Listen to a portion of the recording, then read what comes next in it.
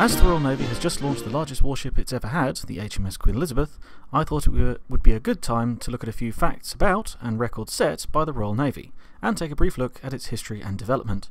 So here are 15 facts you might not know about the Royal Navy.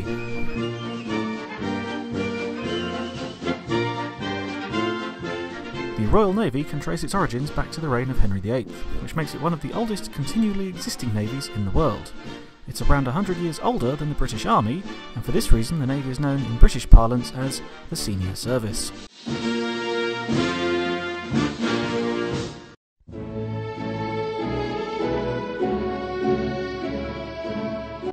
The Royal Navy would go on to help form and support the largest empire the world has ever known. At its peak in the 1920s, the British Empire covered 1/4 of the world's landmass and contained 1/4 of the world's population.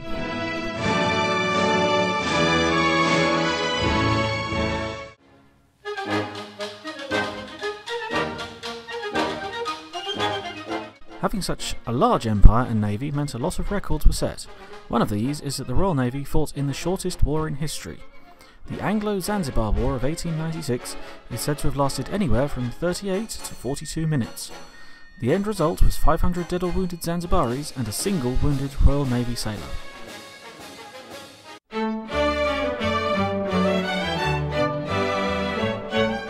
From the late 1800s up to World War II, the Royal Navy was the largest in the world. Around the turn of the century, it was thought that it could actually take on the two other largest navies in the world combined.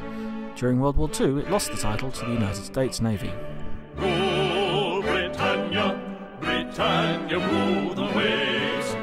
Britons never, never, never shall be slaves.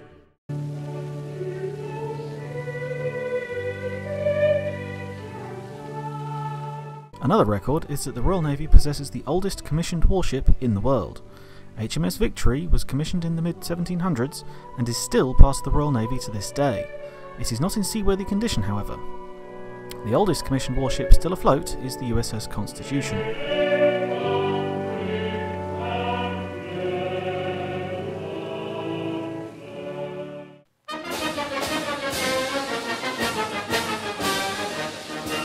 By the mid-1800s, sail power had given way to steam power, but this led to a lot of weird hybrids between the two. HMS Victoria was launched in 1859 and could be powered by sails and/or screws. At around 7,000 tons displacement and 80 metres long, she was the largest warship in the world at the time. To this day, she holds the record as the largest wooden battleship ever built.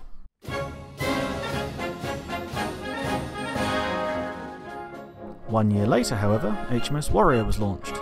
She was the first iron-armoured and iron-hulled warship in the world, and built to take on the French ironclad, the Gloire, which differed in that her hull was wooden with iron attached to the outside. Despite these innovations, they were still old-style battleships designed to broadside enemy ships.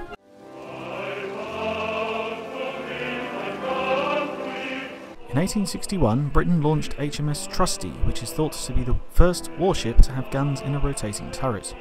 The problem was, rotating guns would get caught in the rigging of the masts. In 1871, HMS Devastation was launched as the first ocean-going capital ship that didn't have masts or sails, although one central mast was kept for hoisting flags and signals. She was also the first major warship to have her main guns on the top deck rather than poking out of the hull. Amusingly, despite having modern rotating turrets and steam-powered screws instead of sails, she was still fitted with muzzle-loading guns. These were changed for 4 breech-loading 10-inch guns around 1890. Devastation was scrapped in 1908 because ship design had changed yet again.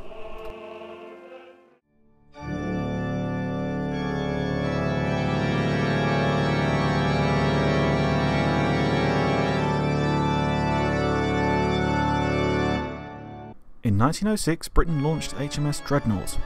Instead of 4 10-inch guns and a few smaller guns for closer engagements, Dreadnought had 10 12-inch guns. This meant she could hit other ships beyond the effective range of most of the other ships' guns. As well as being the best armed ship in the world, she also had new engines, which meant she was also the fastest. This was the future, and it's a layout that paved the way for all future battleships, who all became known as Dreadnoughts. As well as defining a whole new way of thinking in battleship design, Dreadnought also holds the distinction for being the only battleship to deliberately sink an enemy submarine by ramming it. the USS New York somehow sank a U-boat by accidentally ramming it. Because America. What shall we do with the drunken sailor? What shall we do with the drunken sailor? What shall we do with the drunken... One dreadnought would take the big gun principle and run with it. HMS Agincourt was ordered by Brazil, bought by the Ottoman Empire, built by the British, and eventually served in the Royal Navy in World War I. She holds the distinction of having the highest number of main guns on any dreadnought ever built. Most World War I era battleships had 8 to 10 guns. Agincourt had 14 12-inch guns in 7 turrets. It was thought that firing all 14 guns at once would damage the ship, but it was a myth, although her rate of fire meant she could fire around 5.5 tons worth of armour-piercing every minute. Known to be lavishly decked out inside, all the glassware tended to shatter when she fired. Due to her level of luxury and a slight play on her name, she became known as the Gin Palace.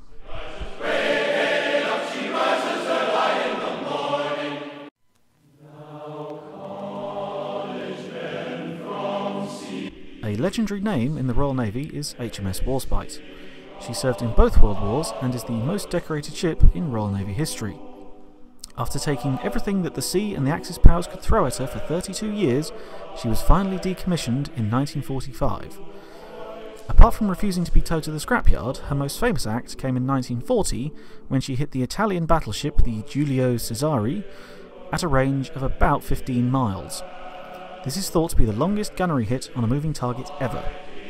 The Scharnhorst is credited with a similarly long distance shot, but we can't have the Nazis claiming a record like that, so I'm claiming it with a flag. Here you go.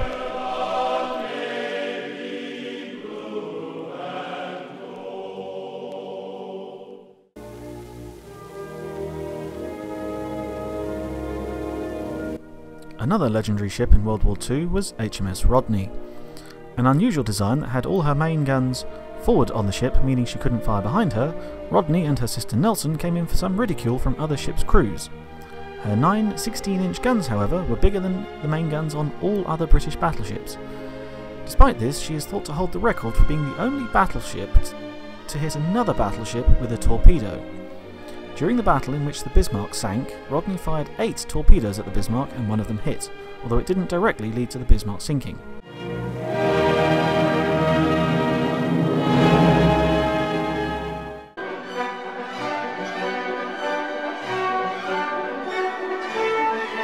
Bismarck was one of the most modern warships afloat at the time of her sinking, and she had been crippled by an out-of-date biplane, the Fairey Swordfish. This was the beginning of the end for battleships. Britain had been experimenting with launching aircraft from ships for decades by this time.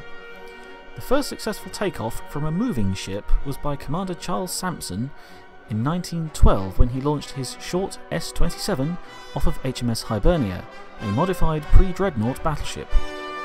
In August 1917, Squadron Commander Edwin Harris Dunning successfully landed his Sopwith Pup on the flying-off platform of HMS Furious, a modified battle cruiser. Sadly, while trying to replicate this tricky feat a few days later, Dunning was killed when the landing went wrong and his aircraft fell into the sea. Dunning therefore holds the record for being the first successful landing on a moving ship, but also the first death caused by a failed landing on a moving ship. In July 1918, Furious launched a squadron of Sopwith Camels in an attack on German Zeppelin sheds in Denmark.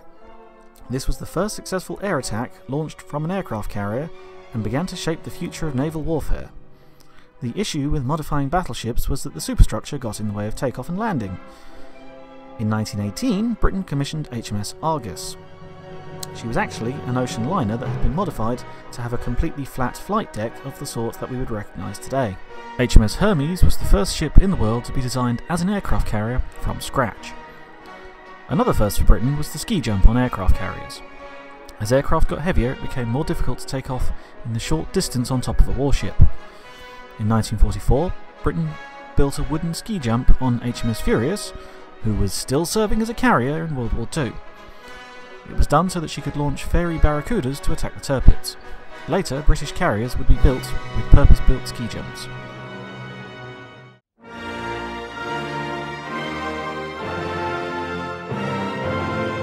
By the end of World War II, it was known that to control the sea, you had to control the air.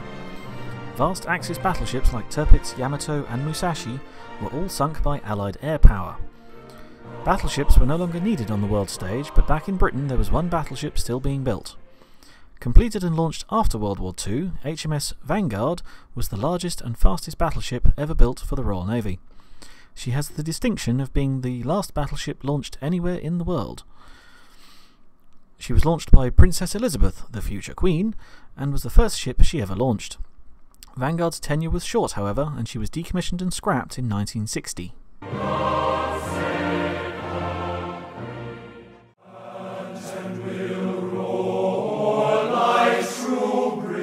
With the advent of superior air power and nuclear propulsion, vast oil-powered battleships were very large targets and very expensive to maintain. In 1969, Britain launched HMS Conqueror, a nuclear-powered submarine. As a warship, she had a smaller displacement than that of HMS Victoria 100 years earlier, but being underwater made her sneaky. In 1982, Conqueror sank one of the ships that survived Pearl Harbor. Fortunately, the USS Phoenix didn't belong to America anymore, as they'd sold it to Argentina, who'd renamed it as the ARA General Belgrano. Conqueror became the first nuclear-powered submarine to sink an enemy ship in anger.